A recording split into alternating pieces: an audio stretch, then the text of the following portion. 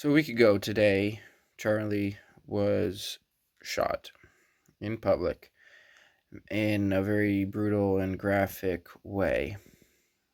And I have been very affected by it. I didn't follow him, I didn't support his positions, and I'm not like close to him, but I think a lot of people who saw the graphic video was affected by it. And I guess because of the trauma, I want to understand. I think that's my analysis. That's why I keep focusing on understanding how did this happen? Why did this happen? What's the reason? And so I want to tell you a quick story.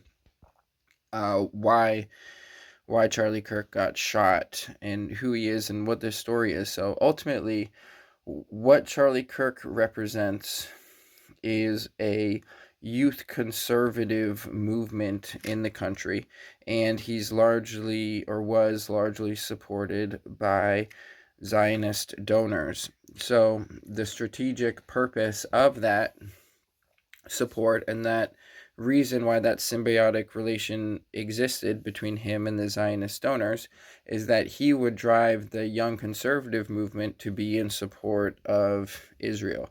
And you can see with the military actions taking place, the laws being passed, the stance of the president and the cabinet and the attorney general and secretary of state, everyone, how they're all aligned and behind Zionism. And so they've lost the public narrative relative to that, and the public has turned against them, and the left has turned against them politically. I don't like this left-right thing, but the right has already turned against them, but especially the young right, and yet that's the main tool of the Zionists. Basically, is what Charlie Kirk headed, this Turning Point USA, to organize the young right movement. And so if you've been following this story and the aspect of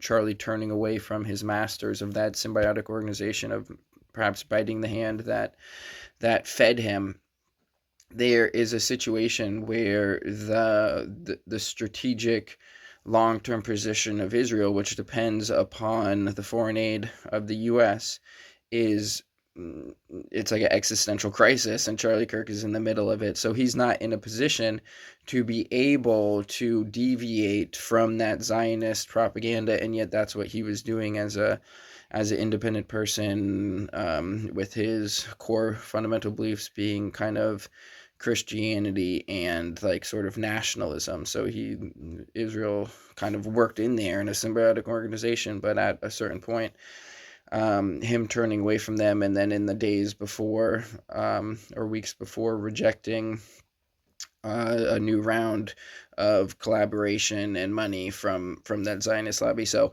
there's a situation where hundreds of billions of dollars, trillions of dollars, the existence of countries and states, the prime minister, in the power hierarchy, who seems to be higher in the power hierarchy than Trump, and really, anyways, he's directly relating with Charlie. He's claiming Charlie after his death. He's trying to get Charlie to go to Israel and to do this, and talking about letters going directly between them. And so it's like Charlie Kirk, he's, in a way, he had more power, he had more independence than Trump, really, and in a way represented a bigger threat than Trump to that power center, because Trump is completely controlled and has no independence anymore and is just doing their bidding, along with the rest of the entire administration. And so Charlie Kirk also spoke out reportedly against the U.S. Going to war with Iran, doing these warfare strikes on Iran in support of Israel, backing them up after Israel got into a war with them by attacking a political delegation that was trying to negotiate peace, just like they just did recently in Qatar, again, as they're consistent in that divide and conquer, aggressive, imperial, vile behavior, really. And there's no separation between them and the British Empire, because they were in the control of the British Empire, and in control of the empires before them, and why the Portugal Empire and the Spanish Empire and the global reserve currency, why one country gets put in that position, is because they are serving the interests of this transnational banking capital cabal, essentially. And so this whole idea, so the need to eliminate Charlie, to martyr him for the cause, and to replace him with a more sturdy helmsman who's going to ensure that the narrative about Zionism is not deviated from. That martyrdom and sacrifice is something that is worth millions, tens of millions of dollars to invest, that to make sure this martyrdom goes the right way. So the event, the planned event for that to happen, it's likely an 8-figure event. That would be my guess. So somewhere in the tens of millions of dollars, a minimum of $10 million would be spent on ensuring. It's like, imagine there's a marketplace for murder, and you could get like a crackhead murder in like a locality for like $1,000 or something, or maybe a standard hit might cost like $10,000, or and then you go up and up. If you want to like kill, if you want to put a hit on the head of Venezuela, it might be $50 million. No, it might be $100 million. We'll just put a price on their head and see if the free market will solve the problem. And then over time, if you're kind of an organization that transcends individual lifetimes and you last for hundreds or thousands of years, and kind of keep a directory of these different free market forces. You're aware of the gangs in the different cities that you can hire to kill people, or maybe the independent contractors that might cost more, that might fly in from, say, like Arizona to Utah to perform the patsy position, so that everyone sees like, oh look, there's the patsy. There's no physical evidence that shows you it's that direct person, but there is a person that's a sniper on the building, who runs and does this like really professional thing of hiding the weapon and escaping and all of this sort of stuff. And once all of the evidence is anyways, so this story, before I get into, because there's the why, that's part of narrative, and then there's the how, that's part of the narrative. So the story that's told by everyone, and that most people who are aware of this will think, is that there's the shooter, there's a single shot, Charlie gets shot in the neck, and he dies very quickly as a result of that wound from a 30-06.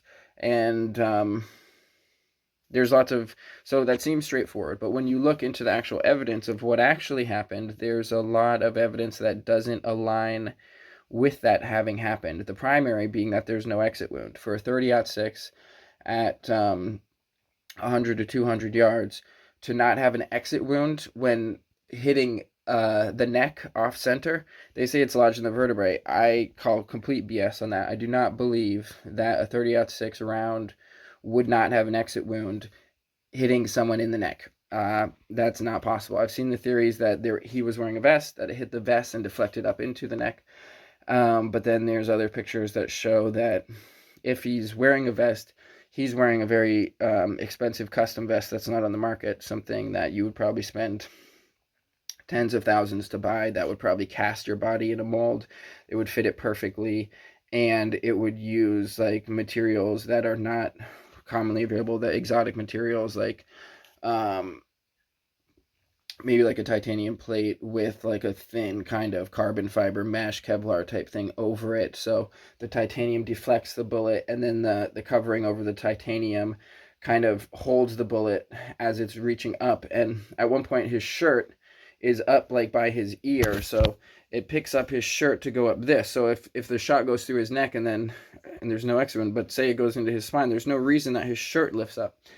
And the vest theory would explain a lot of the ballistics, but they say he wasn't wearing a vest, even though reportedly he is known to have worn vests at many of the events. He referred to his favorite as the stealth vest. His wife insisted that he wore vests at these events.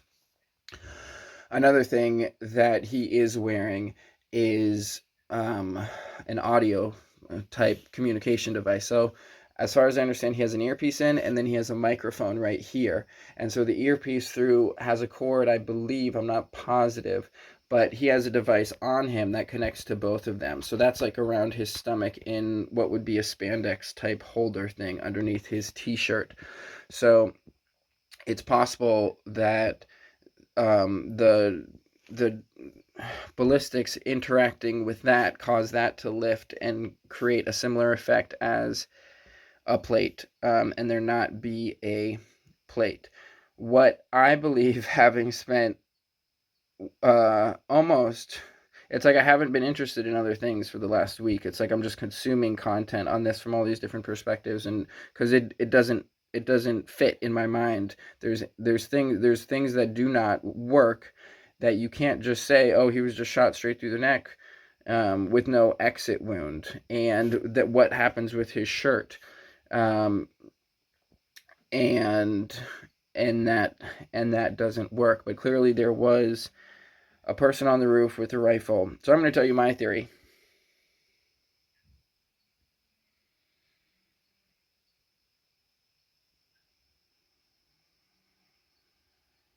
My theory is that he shot from a second shooter on the right, and it's even caught on camera. The person who shoots him is caught on camera. They're wearing a white shirt. There's some camera shots that show a person with a white hat doing like a hat tip, and there's all sorts of information about that person. People testifying that they're a good person, they're a pastor, they're in this field for all this time or whatever. So my theory is that this martyrdom of Charlie Kirk, just like the JFK assassination was a martyrdom, where there's a lone shooter with a rifle, but then it turns out he was shot by another person from another perspective, or how RFK was killed. A very similar thing. They say it's this Sirhan guy, but it turns out it was another person, like maybe someone in his security detail, that shoots him point blank in the back of the head. So what I think is that an eight-figure hit was placed, and on the order of tens of millions of dollars were invested into this martyrdom. And I think that there was many people involved. I think the actual shooter was on his right, a person in a white t-shirt who on screen, let's see if I can do this on screen at the exact time that Charlie gets shot, the guy has his phone out before, and the guy in front in the white hat tips his white hat. The guy puts his phone away. That's in the background right behind the fence in the white shirt. He puts his phone away. He pulls something else out of his pocket. He turns his body slightly sideways. He lines up both hands like this, and he does this. Got. So you could have someone who, like, the only other thing that could explain this is, say this is a person that doesn't like Charlie Kirk. He sees the sniper in position, and he's like, oh shit, he's gonna get it, like, got. Like, he does that. But it's not perfectly visible. There's a reflection from the light. It's as if there's something in his hands that's clear, and that's reflecting the sunlight. He's in the sunlight. So you can't quite see. It's like something shows up in his hands that you can't quite see. He gets in direct alignment. He goes like this once and then twice, and on the second one, it's in direct alignment with the shot against Charlie. And then what you see on his left, on his neck, is actually an exit wound, and it lines up perfectly as far as the trajectory. It lines up perfectly as far as timing. And there's a lot of videos that I've watched where they've cut the video. They have this same video, and they've cut the video to focus just on Charlie and not see the person behind him in the white shirt. Or they'll show the person with the hat, and they'll cut right over the person in the hat so that the person in the white shirt is not in the video. But it's the same video frame, so people have actively cut the shooter out of the shot so that everyone is focusing on Charlie, and then on these other distractions. The person with the hat tip, it's hard to believe that's not related. What I believe is that that person is pre-positioned in between the patsy shooter on the roof and the actual shooter, so that both are in visual sight of that. And as soon as the sniper comes up onto the roof in position, then the person gives his hat tip so that the shooter, who's basically behind him, so the guy in the white hat is just about in between the shooter and Charlie, but just off to the side. So directly after the hat tip, it's like the sniper is in place. And so the guy pulls out his thing, he shoots, and so it's unknown if the sniper would have shot at all, or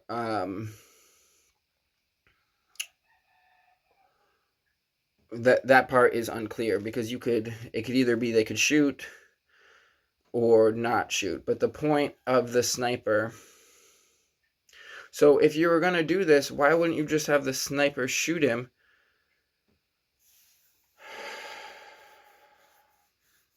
Maybe he got shot twice. Maybe the sniper shot him maybe the sniper hit the vest and then the other. No, it doesn't work. So most likely, so there's still, I tried to wait to make the video until I had my analysis complete. But there's some things that are still unknown. So like whether or not the person on the roof is the person that they have in custody is unknown. The person named Tyler that was like living with his trainee boyfriend in that kid's parents' house. It's unclear if they actually got the patsy onto the roof with his rifle, or whether they put someone into that position, and then there's some degrees of complication that are kind of unclear.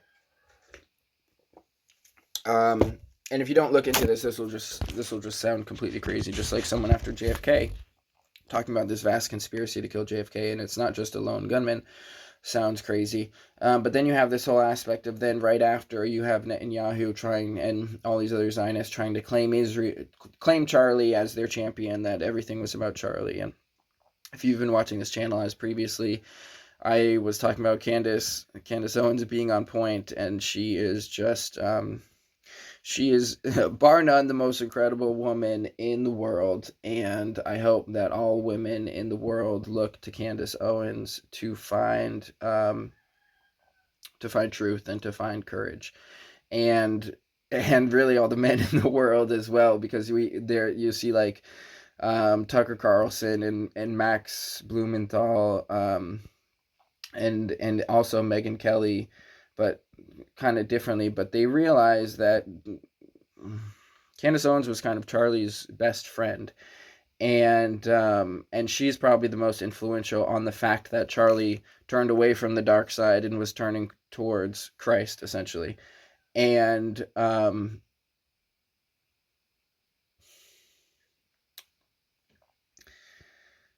this gets me emotional because it's clear that Tucker and Max they're going as hard as they can, because they're not going to let Candace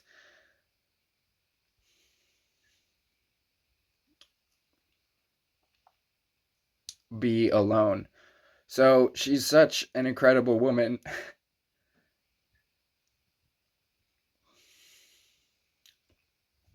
Anyways, I didn't think I was gonna get emotional at all, but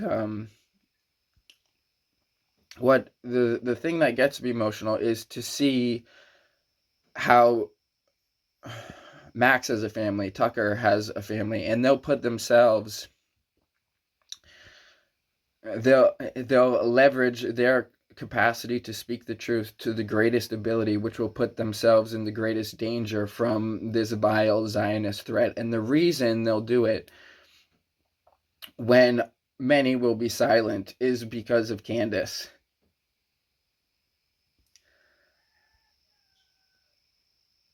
And it's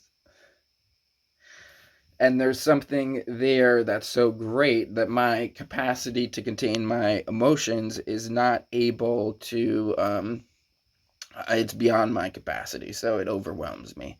And the body's symptom of being emotionally overwhelmed is to put those emotions into salty water and just say, go on, figure it out.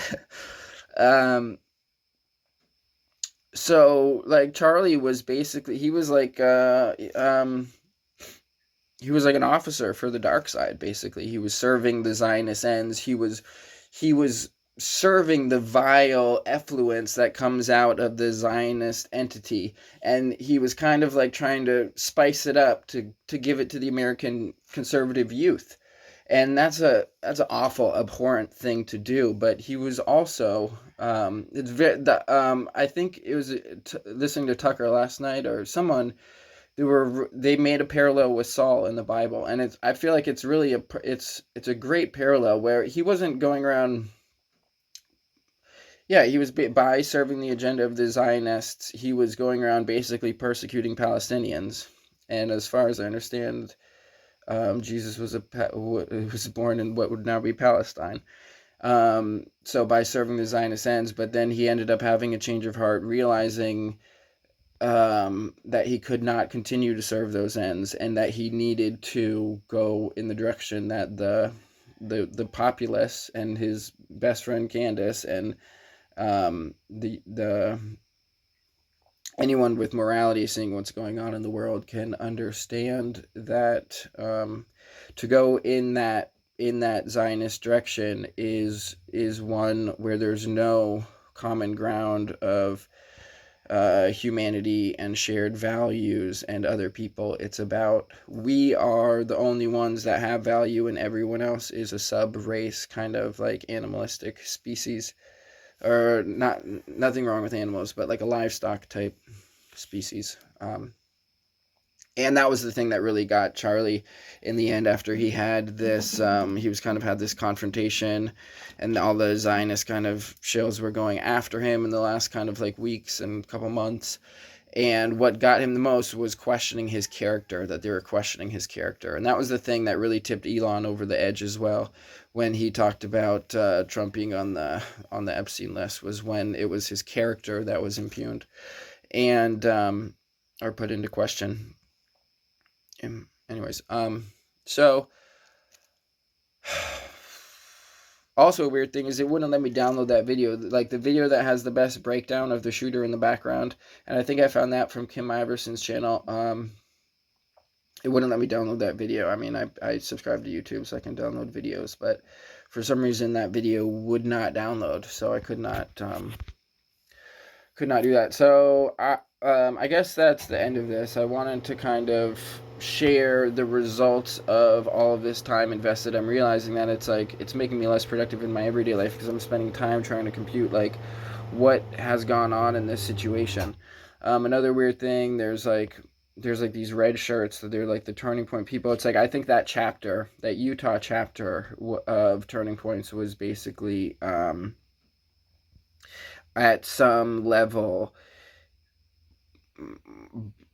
controlled, and like while everything is siloed, like the person is siloed, they think they're doing everything alone, but they're part of a wider thing, and there's like, they probably have a handler that's pushing them towards this. The handler is working with another group, and then they'll working with the Turning Point, making sure, like, I mean, ultimately it's that Zionist group that wants to ensure that Turning Point is their organization, and that it's led by a person who's loyal to their cause. So then they're talking about like Ben Shapiro being the new head of Turning Point and him going on campus tours. And what they didn't realize was Charlie Kirk was the best person for them, and he was only kind of like deviating a little because that's what the grassroots was doing. So he was trying to play the middleman, the intermediary between the Zionists and the populist kind of youth grassroots.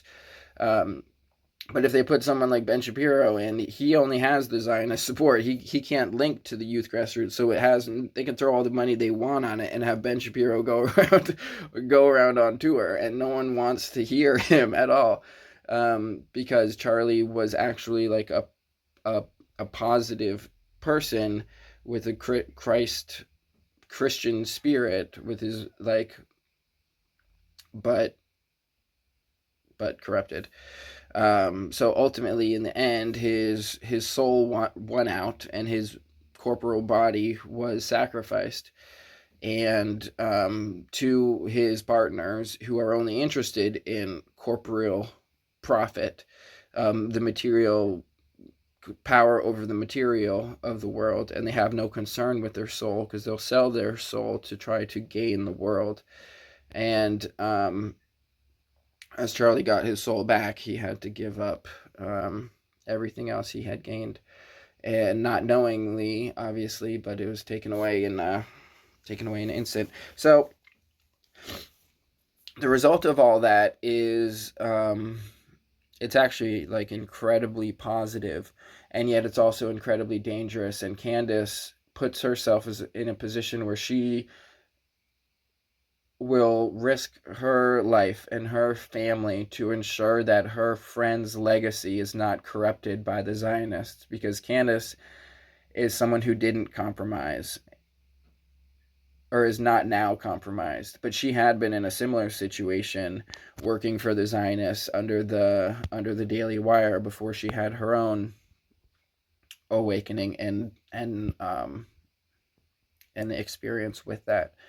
And that puts her in great danger. And she's putting herself in front of this killing machine that kills thousands of people, maybe hundreds or thousands of people every day, killing their neighbors and launching airstrikes and starving millions, and controlling this country's, not this country, I am in the Lodium, but most people who listen to this who are in America, by their own definition. I would describe them differently, but you got to reach people where they're at. Yeah, I guess I lost my train of thought right there. So I guess it's meant to be. So I'm going to wrap this up. I think I've said enough where I can actually get to work without being conflicted. Like, I'd be like working, pounding tires, and then it would just be nagging at me so much I'd have to like watch another analysis of like, of this gun, of this like bullet trajectory, or this new, and there's so many videos, and the videos keep coming in. So with extra analysis, what is clear is what the FBI is saying is not correct, unless like the bullet he's shooting from the 30-06 is not a normal bullet, and then to not have an exit wound. But any normal bullet, like, and I guess you could say, if they have the sniper and they're putting all this money into it, they can have a special bullet that's not going to. Anyways, I haven't fully. I'm not done yet, but that's all I'm gonna say on the video. I encourage anyone to follow Candace Owens and to watch her last 2 episodes, and it's just we're at a turning point, and the head of the Turning Point organization was just assassinated. So who's going to take over the Turning Point? And oh, that's what I was talking about, Candace Owens, and the fact that she's put herself in front of this giant killing machine.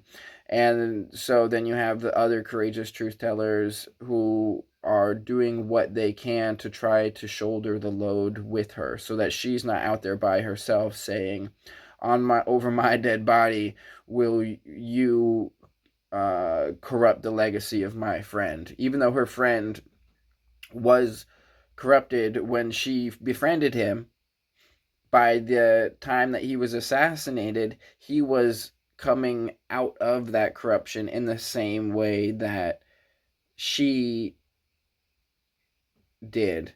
So his soul has been liberated, and now there's a fight over his legacy.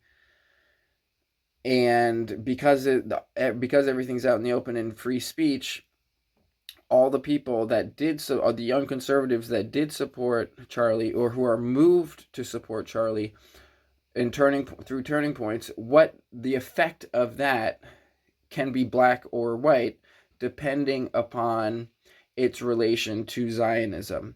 So Candace represents the white who will not allow the legacy of her friend to be turned towards the benefit of foreign powers who are fundamentally murderous, and there's all sorts of other words that could be used. I think about 95% of the people who there's 5% who would be offended if I would use accurate words, because they're so deluded by the propaganda and brainwashing that they've consumed that they think the most moral army in the world is fighting against these barbarian savage terrorists that are on their doorstep. That's the narrative that they actually believe, that because for whatever reason, that's what they believe.